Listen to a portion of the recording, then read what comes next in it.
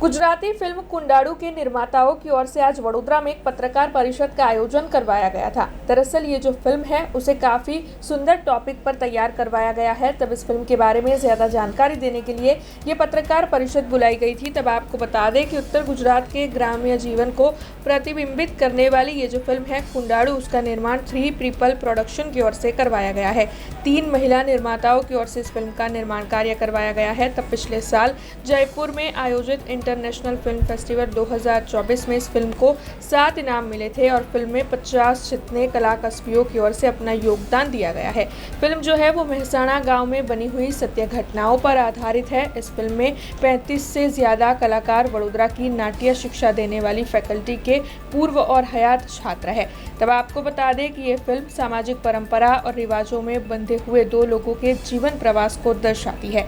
ऐसे में आज इस फिल्म से जुड़ी हुई पत्रकार परिषद आयोजित हुई थी, जिस दौरान अभिनेत्री सोनाली लेले देसाई, अभिनेता स्वयं गढ़वी और साथ ही लेखक दिग्दर्शक रोहित प्रजापति मौजूद रहे थे और उनकी ओर से इस फिल्म को लेकर ज्यादा जानकारी मुहैया करवाई गई थी। જ્યારે રોહિતભાઈએ પહેલાં નરેટ કરી એ વાર્તા જ એટલી ઇન્ટરેસ્ટિંગ હતી કે એવું લાગ્યું કે આનો ભાગ તો મારે બનવું જ જોઈએ.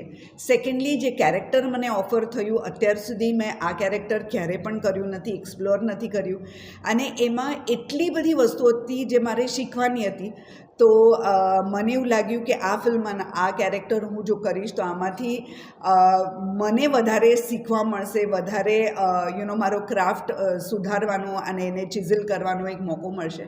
એટલે મેં નક્કી કર્યું કે હું આ ફિલ્મનો એક ભાગ બનીશ.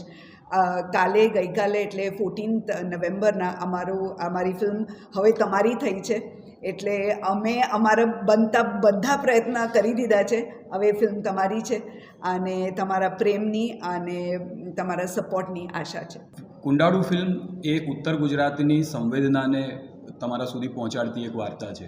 આપણે નોર્મલી એવું જોયું છે કે ગુજરાતી ભાષામાં હું એઝ અ ઇન્ડિવિજ્યુઅલ વાત કરું છું. માની લો કે હું આ એક્ટર નથી આ ફિલ્મનો ને કંઈ જ આ ફિલ્મથી મારે લેવા દેવા નથી. હું એક સામાન્ય માણસ તરીકે વાત કરું તો મેં રિપ્રેઝન્ટેશનની વાત કરવા માગું છું. કોઈપણ પ્રદેશનું રિપ્રેઝન્ટેશન બહુ જ મહત્ત્વનું છે. ઉત્તર ગુજરાતનું રિપ્રેઝન્ટેશન આપણે ગુજરાતી ફિલ્મોમાં મોસ્ટલી એવું જોયું છે કે હસાવવા માટે કે મુમેન્ટ્સને હળવી ક્ષણો આપવા માટે પાત્રો આવતા હોય છે. મજાની વાત એ છે કે આ ફિલ્મ ઉત્તર ગુજરાતની સ્થિરતાને, ગંભીરતાને અને ત્યાંના મસ્તી મજાકને બધા જ રંગોને આવરી લેતી આ ફિલ્મ છે. એટલા માટે તમારે ત્યાં જઈને થિયેટર્સમાં જઈને આ ફિલ્મ જોવી જોઈએ અને તમને એવું લાગશે કે તમે એ પ્રદેશને બહુ જ નજીકથી આમ આકાશમાં ઉડતા પક્ષીની જેમ જોઈ રહ્યા છો. તો પ્લીઝ થિયેટર્સમાં જાઓ. 14 તારીખે ગઈકાલે અમારી ફિલ્મ રિલીઝ થઈ ચૂકી છે. તમને બહુ જ મજા આવશે. Thank you. તો ગુજરાતી ફિલ્મ છે કુંડાળુ, જે એવા પ્રસંગની અથવા તો એવા પ્રદેશની અને એવા કલ્ચરની વાર્તા છે કે જે તમારે જોવી જ રહી. વડોદરામાં બેસીને તમે ગુજરાતના એક અભિન્ન હિસ્સાના કલ્ચર વિશે, એની ભાષા વિશે બહુ જ ઊંડાણપૂર્વક સમજણ લેવા માગતા હોય તો આ ફિલ્મ કુંડાળુ જોવી રહી. અને કુંડાળુ 14 તારીખે એટલે કે ગઈકાલે રિલીઝ થઈ ચૂકી છે, થિયેટર્સમાં છે. અને બસ તમારા બધાનો અભિપ્રાય, તમારા બધાનો પ્રેમ અને તમારા બધાના સહકારની કુંડાળુ ફિલ્મને જરૂર છે.